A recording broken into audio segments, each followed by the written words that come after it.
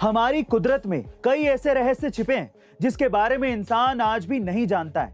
एक ऐसा ही रहस्य फ्रांस के बरगंडी राज्य के टोनेरो शहर में है, जहां पर हजारों सालों से 300 लीटर से ज्यादा पानी हर सेकंड रहस्यमय तरीके से जमीन से बाहर निकल रहा है। और आज तक इंसान इस चीज का पता नहीं लगा पाया है कि इतना सारा पानी आखिरकार लगातार कैसे और कहां से बाहर आ रहा है। फ्रांस से होकर लगातार बहने वाले इस पानी को फोसे डियोनी स्प्रिंग नाम दिया गया है। डिलीवरी बॉय खाना ही तो देने आता है, वो कोई इंसान थोड़ी ना है, उसका कोई दिल थोड़ी ना होता है। अगर आप भी ऐसा सोचते हो तो इस वाक्य को ध्यान से सुनिए। एक बार एक डिलीवरी बॉय बारिश के अंदर सड़क पे खड़ा होकर रो रहा था। पता क्यों? क्योंकि वो खाना देने में बारिश की वजह से लेट हो गया। कस्टमर ने खाना ही नहीं लिया और ना ही पैसे दिए। उस खाने का बिल जानते कितना था? 3800 रुपए, जो कि अब उस डिलीवरी बॉय की सैलरी से कटने वाला था, जिसकी खुद की महीने की सैलरी 10,000 रुपए। अब आप सोचिएगा कि वो डिलीवरी बॉय क्यों रो रहा था। गाइस, भूख लगी आपको, बारिश में खाना ऑर्डर किया आपने और पेट पे लात मार दी उस बेचारे के। ये सही नहीं है। गाइस, इस वीडियो को इतना शेयर करो ना कि अगली बार कोई ऐसा करने की हरकत ना करे।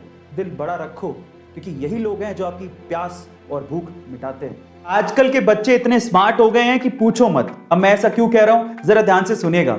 एक बार एक बच्चा टैक्सी में बैठ के बहुत सारी चॉकलेट खा रहा था, तो उसके बगल में बैठे एक बूढ़े आदमी ने उस बच्चे से कहा कि क्या तुम्हें पता है कि बहुत सारी चॉकलेट खाने से तुम्हारे दांत खराब हो सकते हैं? तो फिर उस बच्चे ने क्या कहा पता है? उस बच्चे ने कहा कि क्या आपको पता है कि मेरे दादाजी 132 साल तक जिए थे? तो उस बूढ़े आदमी ने कहा क्यों? क्योंकि वो चॉकलेट खाते थे? तो फिर उस बच्चे ने कहा कि नहीं, क्योंकि वो अपने काम से काम रखते थे। अब आप समझ ही गए होंगे। एक बार एक लार्क प्रजाति की चिड़िया जंगल में पेड़ के ऊपर बैठ के गाना गा रही थी। अचानक से वहां से एक किसान निकला जिसके हाथ में एक छोटा सा बॉक्स था।